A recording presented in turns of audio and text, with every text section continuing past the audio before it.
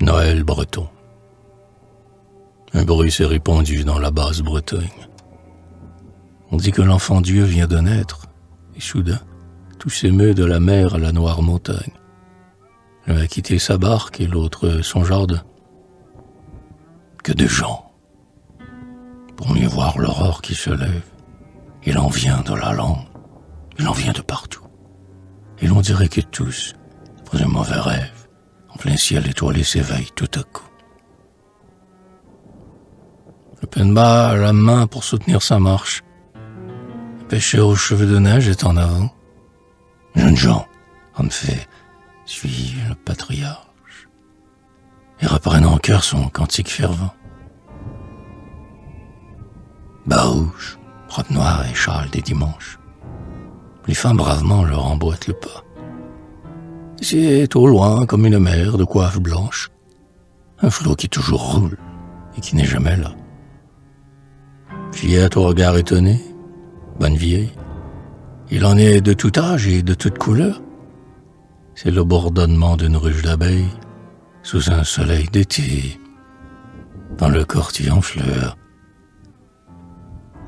Et derrière, mon Dieu, que d'être en guenille, au visage dolent et pourtant guiré.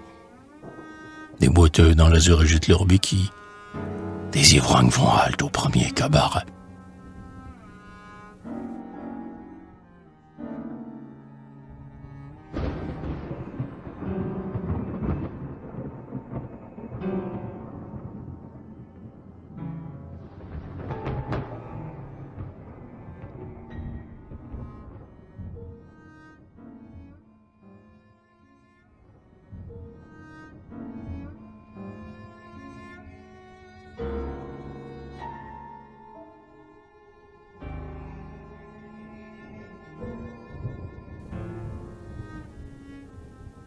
Ô chrétien qui a rêvé, en plein péché peut-être, au périssable bien qu'on acquiert en passant, voyez donc quel palais a choisi, pour y naître, l'unique, le grand roi, le Seigneur tout-puissant. Regardez, bonnes gens, ce n'est qu'une humble crèche où la mère et l'enfant sont blottis dans le foin. Un bœuf est là, soufflant de son haleine fraîche. Un petit âneau fait hi-han dans un coin. Pauvre hutte branlante et que rien ne protège. C'est elle seulement qui lui vient aujourd'hui. Par l'étroite lucarne où frissonne la neige, le vent du nord tempête et hurle. Il est chez lui. Mais toute jeune, elle a couché toute blonde. Son visage de fleur sourit divinement. Le poupon qu'elle allait est le maître du monde.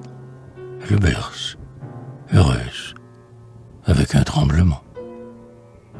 Et la mer au dehors, la grande mer s'arrête.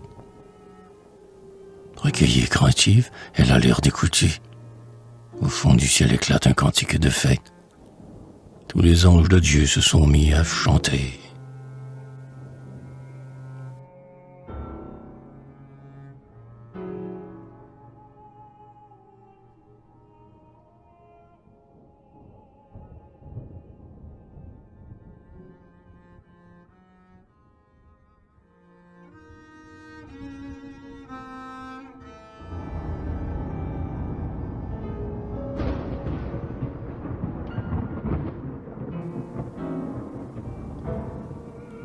Nos gens sont arrivés bien là. Que leur importe. Voici leur adorable et le divin moment. Laissez, mes bons amis, au penba à la porte, dit Joseph, vous aurez bientôt contentement. Et la Vierge sourit, plus belle que l'aurore. L'enfant s'est éveillé, tendant ses petits bras. Ah, bien abandonné qui souffrira encore. Plus d'un tremble, la fièvre, et ne s'en doute pas. Mais quel grand souffle emplit la chétive demeure. Le bini au prélude.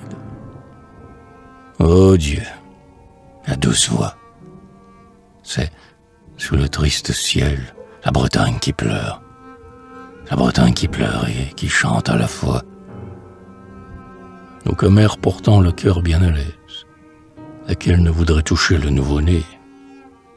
Elles ouvrent des yeux grands comme une fournaise, se disent l'une à l'autre.